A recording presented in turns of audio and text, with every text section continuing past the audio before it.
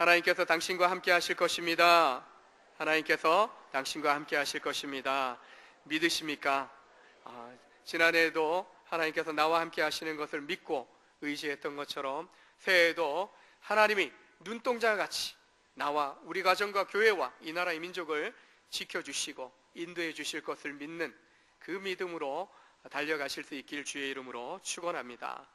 지난 한 해를 돌아보면 크고 작은 많은 재해들이, 자연재해들이 이 한반도 가운데 스쳐 지나간 것을 보게 됩니다. 많은 사건 사고들, 어찌 이런 일들이 우리 주변에서 일어날 수 있을까 참 염려되는 그런 참 어둠의 이야기들이 참 많았던 한 해였던 것을 보게 됩니다. 지난 11월 포항 지역의 지진, 더 이상 이 한반도도 지진에서 안전한 지역이 아니구나라는 것을 생각해 보게 됩니다. 경주 지진에서는 못 느꼈지만 지난해 포항에서의 일어난 지진 때에는 우리 교회도 제가 6층 사무실에 있을 때 이제 몸이 이렇게 흔들렸어요. 건물이 이렇게 흔들렸다는 거죠. 포항에서 지진이 일어났는데 서울에서 수백 킬로미터 떨어진 곳인 이곳에서도 감지되는 겁니다. 건물이 느끼고 그 안에 거하는 살고 있는 우리가 느낄 정도인 것입니다. 지구촌 어디인들 안전한 곳이 있겠습니까? 미국에 간들 안전합니까? 일본에 간들, 중국에 간들, 저 유럽에 간들 어디가 안전하겠습니까? 지진을 겪고 난 이후에 비교해서 등장하는 뉴스가 지진을 잘 견뎌낸 집, 그리고 지진으로 큰 피해를 입고 문제점을 드러낸 그런 집의 모습을 소개하는 영상을 본 적이 있습니다. 문제점을 드러낸 집의 경우를 보면 한마디로 건축가가 불의를 행한 것이죠. 불의한 건축가의 잘못이 드러난 것입니다. 성경에서 불의한 자를 어리석은 자로 비유해서 이야기합니다.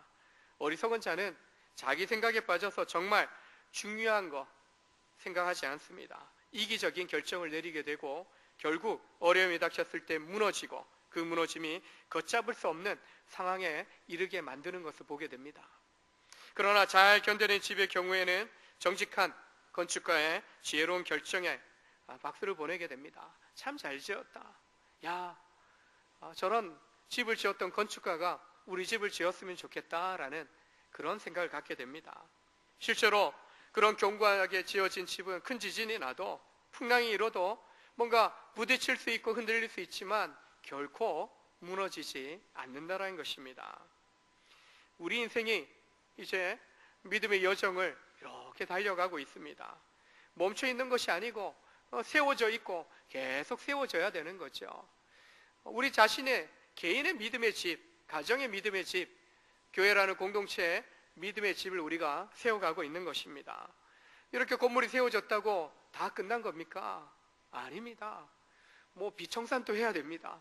또 리모델링도 좀 해가야 됩니다. 여러분, 내가 거듭났다라고 하지만 저도 30여 년 전에 처음 주님 만나고 그때 믿었던 그 믿음 상태에 머물러 있지 않습니다. 30년 전에 믿음의 삶 속에 또 훈련받고 또 가르침받고 또 다듬어져서 그래도 이 담임 목사라는 자리에서 또 교회를 섬길 수 있는 그런 역할들을 감당하는 것이죠. 계속 세워져 가는 것입니다. 필요하면 내가 지은 집이 아니라 할지라도 내가 살고 있는 그 집에 대해서 조금씩 고쳐가며 내 보기에 좋고 내가 살기에 편리한 그런 구조로 또 변형시켜 가기도 하는 것입니다. 내 개인의 삶도 그러하지만은 공동체도 마찬가지입니다. 가정도 마찬가지입니다. 하나의 견고한 믿음의 집으로 세워진 것 같지만은 계속해서 다듬어지고 세워지고 변화되어져야 하는 것입니다. 우리가 참 세대와 세대를 이어가면서 이 교회를 세워갑니다. 믿음의 선배들이 이 교회를 개척하고 세워왔습니다. 또 다른 다음 세대에게 또 다음 세대에게 이 교회를 계속해서 물려줘야 할 것입니다. 내가 이만큼 했으니까 다 됐어. 너희들은 아무것도 하지 않아도 돼. 결코 그렇게 이야기할 부모는 없는 것입니다. 지금 우리가 해야 될 선택은 지혜로운 결정인 것입니다. 내가 원하는 인생, 내가 원하는 가정, 내가 원하는 교회 공동체가 아니라 주님 안에서 주님 보시기에 든든하게 세워지는 그런 인생이 되고 가정이 되고 교회가 되고자 하는 그런 결단을 내려야 하는 것입니다. 바울 사도는 새해를 맞이한 우리들을 향하여 주님 안에서 든든하게 세워져 갈 것을 당부하면서 몇 가지 권면의 말씀을 주고 있습니다. 먼저 주님 안에서 든든하게 세워지기를 원하는 그런 사람이라면 표대를 향한 방향이 제대로, 목표를 향한 방향이 제대로 세워져 있어야 한다라고 말씀하고 있습니다. 사공이 많으면 배가 어디로 갑니까? 어디로요? 산으로 간다라고는 말을 하지 않습니까? 목적지와 방향이 불분명하면은 그냥 큰 혼란이 생겨나는 겁니다. 여기서는 이렇게 이야기하고 저기에서는 저렇게 이야기하고, 혼란이 계속해서 야기되는 것입니다. 끊임없어요. 결국은 방향을 잃어버리는 겁니다. 배가 바다 위에, 강 위에, 강을 거슬러서 이렇게 내려가고 바다를 5대양 6대주를 항해하면서 이렇게 다닐 수 있는 그런 배가 되어야 하는데 산에 올라간다. 그 얘기하면 가끔 노아의 홍수를 대비한 산꼭대기 위에 노아는 방주를 짓지 않았습니까? 100년 동안 방주 지었지만 뚜렷한 목적이 있기 때문에 그 산 위에서 방주를 지은 거죠. 그러나 우리가 분명한 목표가 없으면, 방향이 없으면 실제로 내 소견에 오른 대로, 각자가 자기 소견에 오른 대로 살아가다 보면은 하나 되기 어려운 거죠. 온전히 내가 나갈 방향을 잃어버리게 되는 것입니다. 아무것도 하지 못하는 그런 결과를 초래하게 된다는 것입니다. 반대로 분명한 목적과 뜻이 분명한 일에는 발걸음부터 가벼운 거죠. 저리로 가면 돼. 내 목적지는 저기야, 내 목표는 저곳이야. 확신이 있으면은 소신 있게 그 길을 향해서 계속해서 한 걸음 한 걸음 기분 좋게 달려갈 수 있는 것입니다. 억지로 떠밀려서 하는 일이나 무의미하고 목적이 없는 일에는 자신감도 없습니다. 그리고 의욕도 생기지 않는 것입니다. 바울은 일에 대해서 좀 욕심이 많은 사람입니다. 그리고 성취 욕구가 굉장히 강한 사람입니다. 뭔가 일을 맡았으면 하나님의 일을 이것을 한다라고 하면은 분명하게 그것은 완벽하게 이루어져야 되는 거죠. 1차 전도여행 때 중간에 섬에 갔을 때 마가 요한이 중도에 나 집으로 돌아갈래 하고 중도 하차해 버립니다. 2차 전도여행을 가는데 바나바가 그의 조카인 이 마가 요한을 데려가려고 하지만은 노라고 합니다. 그가 빠져나가면서 우리 팀에 얼마나 큰 어려움이 생겼는지, 분위기가 나빠지고, 그리고 그가 짊어졌던 여러 짐들을 다른 사람이 나눠줘야 했기 때문에 너무나 힘겨웠다는 거죠. 애가 좀 달라졌어요. 마가가 달라졌어요 얘기해도 듣지 않습니다. 오랜 세월 동안 마가에 대해서 마음을 닫았던 바울입니다. 그러나 디모데후서 4장에 보면 올 때 디모데야 마가도 데려와다. 그가 나에게 참 유익한 존재다. 오랜 세월이 지난 이후에야 마가를 향해서 마음을 열 정도로 뭔가 분명한 일을 이루어가는 데 있어서 끊고 맺고 확실하게 하지 않으면요, 저 사람 왜 저런 거야? 왜 저것밖에 안 되는 거야? 일이 좀 더 우선 영혼 구원을 위해서 복음을 전하는 사명을 감당했지만은 함께 일을 한다라고 할 때에는 똑부러지게 하기를 원하는 그런 일 중심적인, 또한 성취 욕구가 강했던 사람이 바울이었습니다. 분명한 목표가 세워져 있어야 좀 마음이 평안해지는 그런 사람이 바울이었습니다. 일을 추진하고 진행할 때에는 사람보다는 일이 더 우선적인 그런 성향을 갖고 있었던 사람이 바울이었습니다. 그래서 예수님을 자기 인생의 표대를 삼고 그분을 바라보면서 그분이 가신 길 나도 가리라, 그런 열정을 가지고 따라갔던 사람이 바울이었던 것입니다. 여러분 예수 믿고 어떻습니까? 여러분은 어떠신 것 같습니까? 정말 똑부러지게 믿으면 믿고 아니면 아니고, 때로는 그렇게 생각하고 그렇기 때문에 난 안 믿을래 하시는 분도 계셔요. 근데 뜨뜻미지근하게 양다리 걸쳐놓고 저울질하면서 믿음 생활하는 사람도 있는 것을 보게 됩니다. 믿음으로 새롭게 된 우리 성도들은 인생의 표대로 예수님을 삼아야 합니다. 바로 우리 마음과 생각이 예수님을 향하도록 해야 하는 것입니다. 우리의 마음과 생각에서 나오는 것이 우리의 말과 행동을 좌우하는 거죠.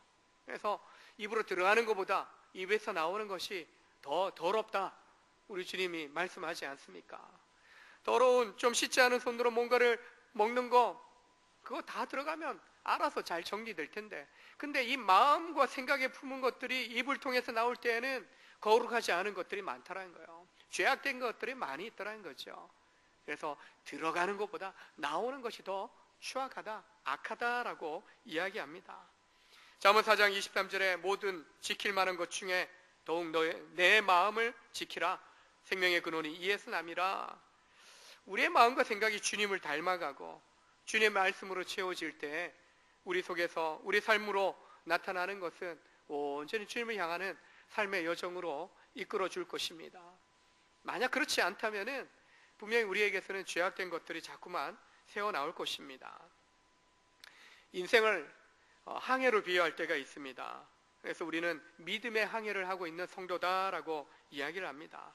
믿음의 항해를 하면서 우리가 좀 한번 생각해 둬야 될 것이 있습니다. 바람이 이쪽에서부터 불어옵니다.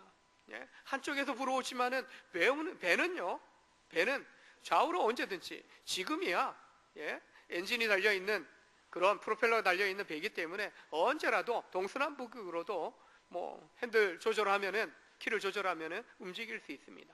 그러나 돛담배, 돛을 달고 배를 항해하던 그 시절을 생각해 보면 바람이 한쪽에서 불어오긴 하는데 나름 배가 좌로, 우로, 동쪽으로, 서쪽으로 나름 방향을 조정해서 가게 되는 것을 보게 됩니다. 즉 배의 방향을 조절하는 것이, 배에 영향을 끼치는 것이 바람이 아니라, 바로 배에 나아갈 방향을 조절하는 것은요, 바람이 아니라 배에 달려있는 그 돛이, 커다란 돛이 그 바람을 어떻게 한쪽에도 불어오지만은 그 돛을 어떻게 조절하느냐에 따라서 바로 나아갈 방향들이 정해진다는 것입니다. 이처럼 우리의 마음과 생각도 마찬가지입니다. 믿음으로 채워질 때, 주의 은혜로 채워질 때 우리는 제대로 하나님을 향하여, 주님을 향해서 방향 조절을 해갈 수 있는 것입니다.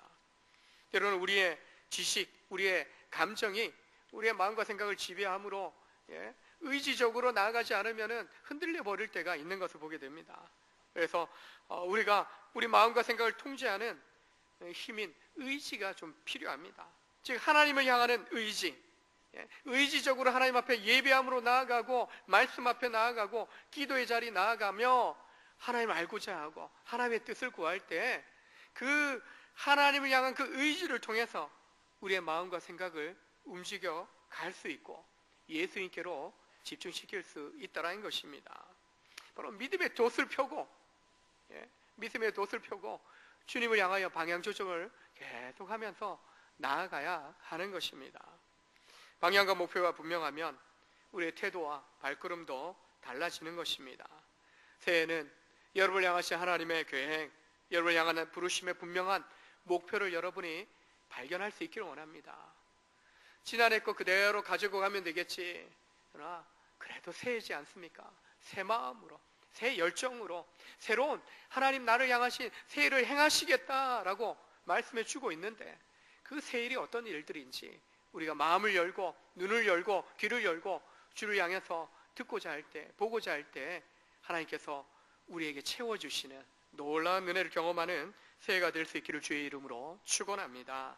12절에서 바울은 예수께서 나를 사로잡았기 때문에 나도 그것을 붙잡으려고 쫓아간다라고 말합니다. 여러분, 처음 신앙생활할 때 어떻습니까? 처음부터 이런 고백을 할 수 있었습니까? 처음에는 어때요? 내가 예수 믿기로 내가 선택했다, 내가 교회 다니기로 내가 선택했다라고 이야기하지 않습니까? 내가 잡았기 때문에, 내가 선택했기 때문에 놓는 것도 내가 놓을 거야, 그렇게 이야기를 합니다. 내 자유라고 이야기합니다. 내가 믿든 믿지 않든, 내가 교회 가든 교회 가지 않든 내 자유다라고 이야기합니다. 그런데 믿음의 여정을 달려오면서, 믿음의 성장을 이루면서 하나님을 알게 되면서부터 이런 생각들이 얼마나 어리석은 생각인지 깨닫게 되는 거죠.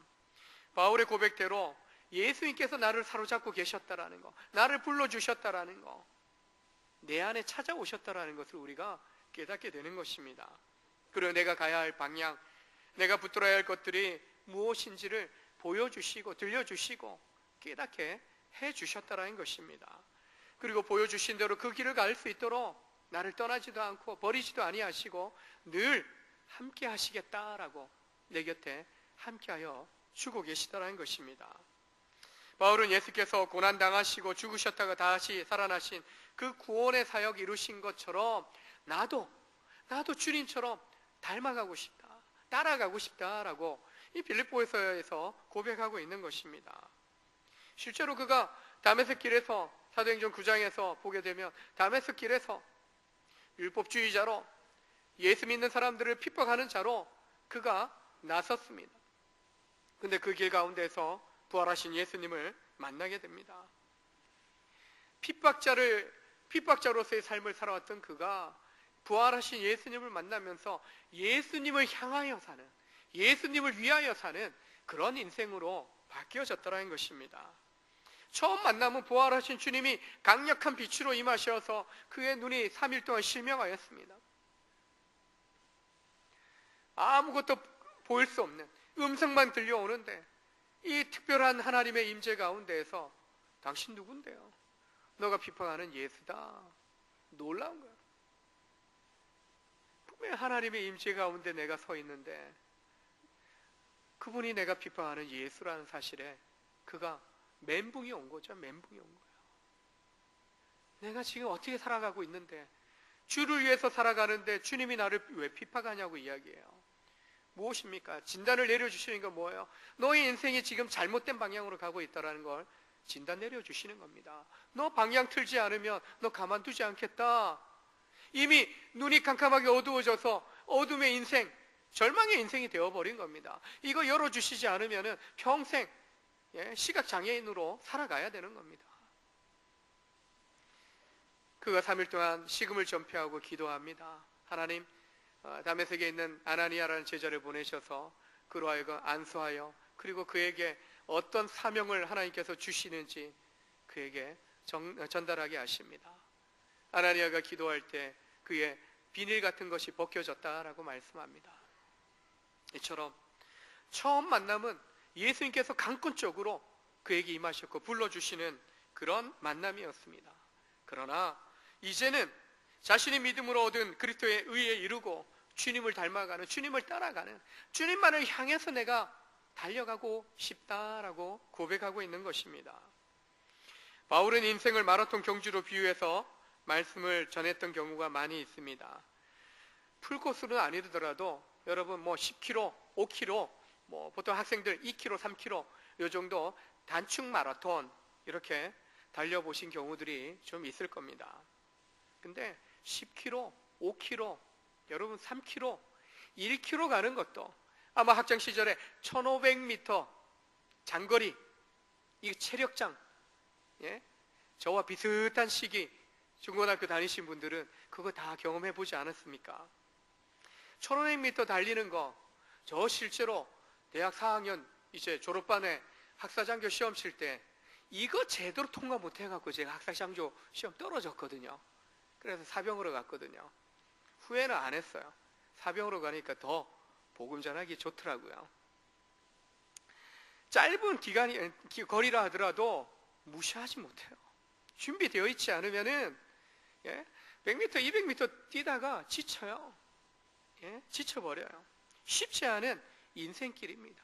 우리의 여정이 얼마나 깁니까? 길게는 100년을 가는 인생 여정을 우리가 가고 있는 겁니다. 쉽지 않은 길입니다.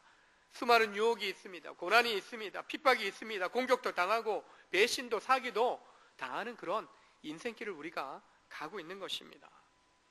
바울의 인생 여정을 성경에서 보게 되면은 저래 살 바야 왜 사나 할 정도로 그렇게 힘든데 왜 살아?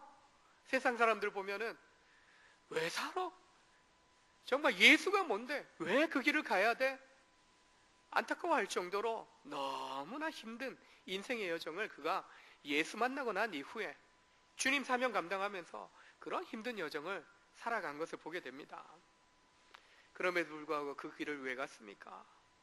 분명한 목표가 있기 때문에 분명한 방향을 그가 정했기 때문에 그 모든 고난의 순간에도 불구하고 그 길을 갈 수 있었던 것입니다.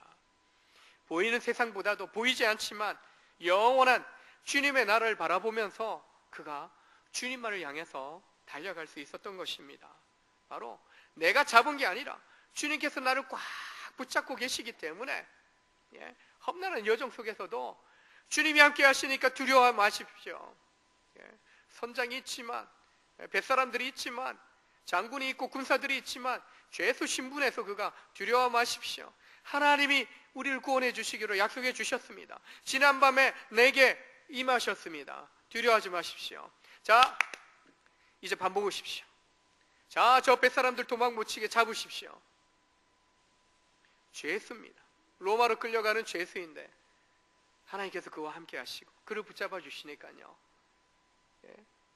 거센 폭풍 후에 흔들리고 파손되어가는 그 배 위에서요, 그가 지금 300여 명의 인생들의 선장 노릇을 해줍니다.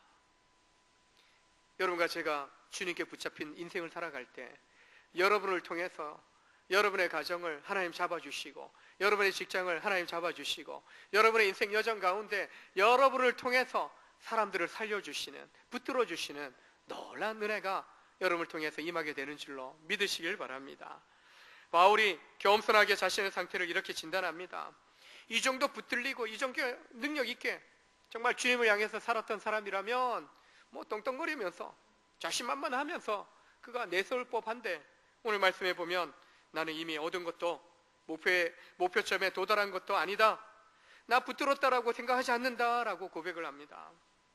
주님을 향하여 주님을 닮아가고 주의 뜻을 이루기 위해서 주님을 따라가는 일을 내가 멈출 수 없다라고 이야기합니다. 바울 사도요, 그 정도면 되지 않습니까?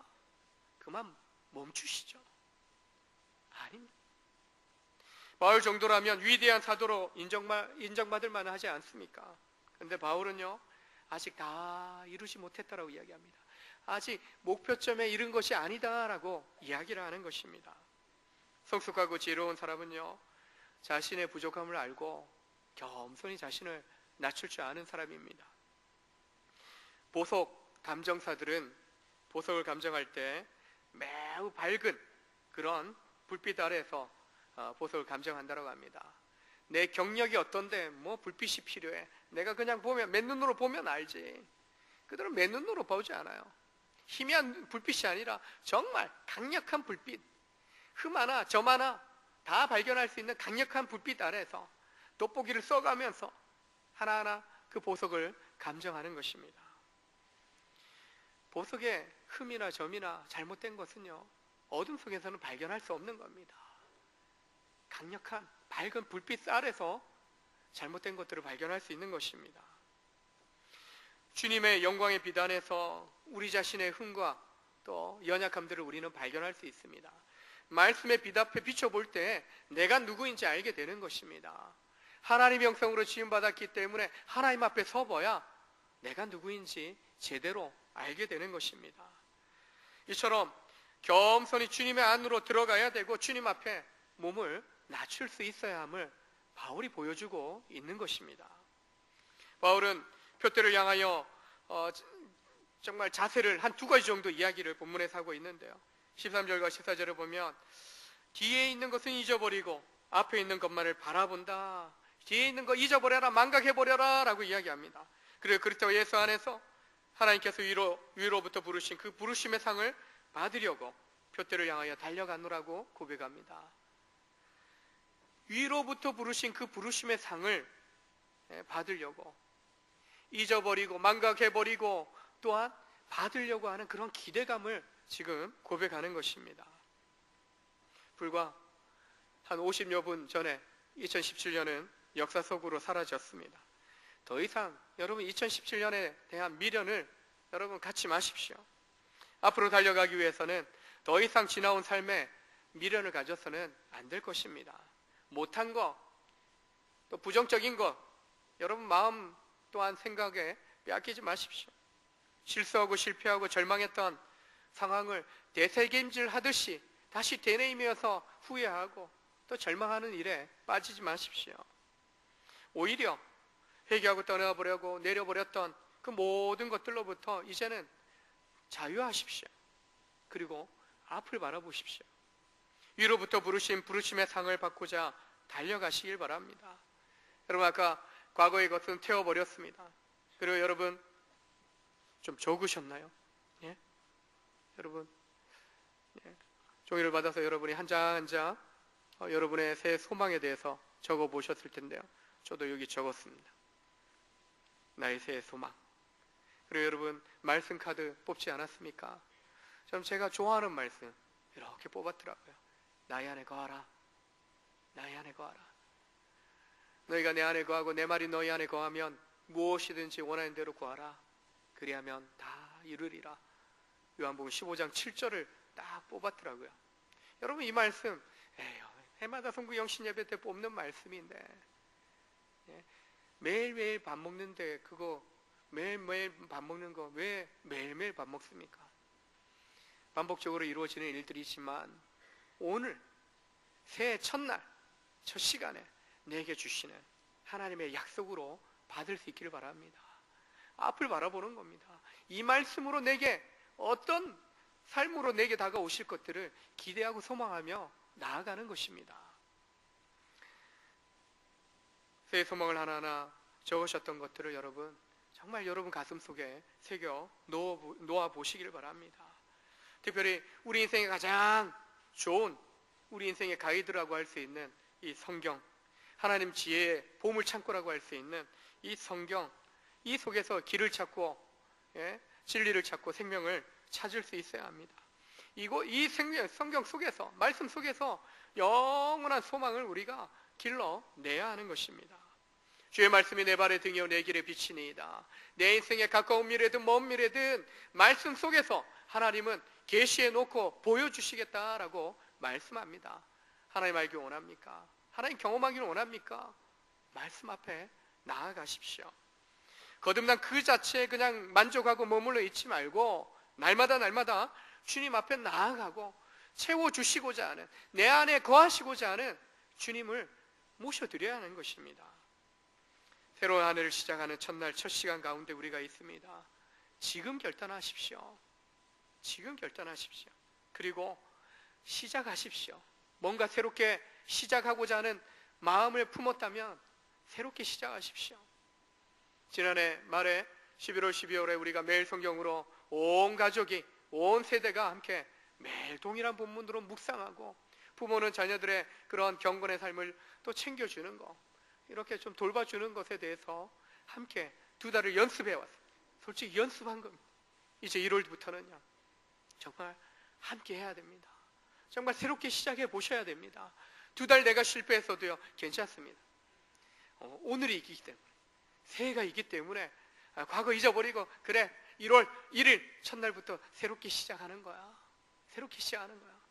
그런 마음으로 여러분 시작해 보시기를 바랍니다. 더 이상 과거의 사람으로, 옛사람으로 살아가고 옛사람으로 남는 것이 아니라 정말 그리스도 예수 안에서 성령의 새롭게 하시는 그 은혜로 새 옷을 입은 자로 날마다 새롭게 부어주시는 그 은혜로 여러분의 영혼이, 여러분의 삶이 채워질 수 있기를 원합니다. 인생의 선배들이 보여주고 주변에 신실한 사람들을 보아도, 자녀들이 또한 부모를 보아도 알 수 있지 않습니까? 거저 이루어지는 것이 없어요. 구원은 거저 받았는데 우리에게 하나님 은혜를 주시고 축복을 주시는 것을 보게 되면 우리의 게으름으로는 안 됩니다. 우리의 멈춰있는 상태로는 안 되는 겁니다. 바울은 멈추지 않았어요. 계속해서 앞으로 주님을 향해서 나아갔던 것을 보게 됩니다. 마라톤의 경주에 결승선에서의 기쁨을 여러분 느껴보고 싶습니까? 그럼 마라톤 경주에 참여해봐야 돼요. 완주해봐야 되는 겁니다.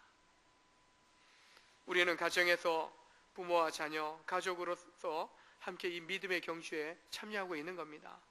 공동체 안에서 인생의 선후배로서 서로 위로 격려하며 동력자로서 함께 이 믿음의 경주를 달려가고 있는 것입니다. 함께 결승선에 도달해야 하지 않겠습니까? 나는 결승선에 다 이르러 있는데 나의 가족들은 저 멀리 보이지 않는다.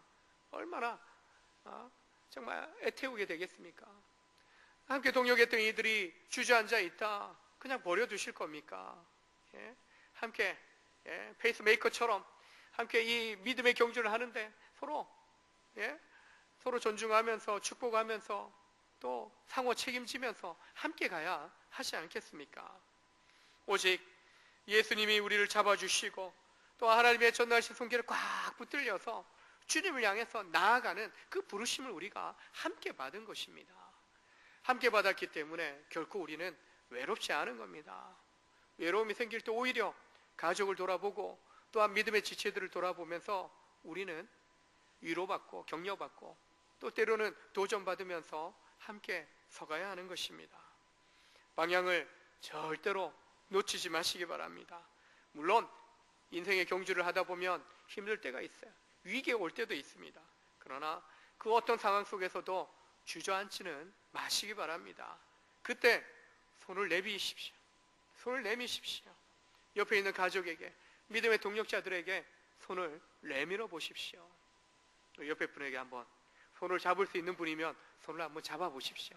대부분 성구영신 예배 때 가족들, 목장의 식구들, 사랑하는 이들과 함께 앉지 않습니까? 손을 잡아 주십시오. 이렇게 한번 고백합니다. 주님께서 당신을 잡아 주십니다. 주님께서 당신을 잡아 주십니다. 나도 당신을 잡아 주겠습니다. 내가 함께 하겠습니다. 내가 기도하겠습니다. 여러분의 인생 여정 동안에 옆에 손잡은 이 사람들이 주님의 손이 되고 주님의 발이 되고 또한 주님의 얼굴 빛이 되어서 여러분을 바라보면서 축복하고 사랑하고 또한 함께하는 그런 복된 인생으로 늘 곁에 있어주게 될 줄로 믿습니다. 바라기만 하는 것이 아니라 또 그렇게 함께 해주고 위로하며 격려하며 여러분의 복된 이 새해를 열어가실 수 있기를 주의 이름으로 축원합니다. 우리 가족들 또 여러 배 사랑하는 동역자들 한번 손을 잡고 같이 한번 기도하겠습니다. 하나님, 귀한 가족들을 주셔서 감사합니다. 사랑하는 아내, 남편, 사랑하는 아들, 딸, 또 형제들을 또한 손주들을 또 부모님을 주셔서 감사합니다.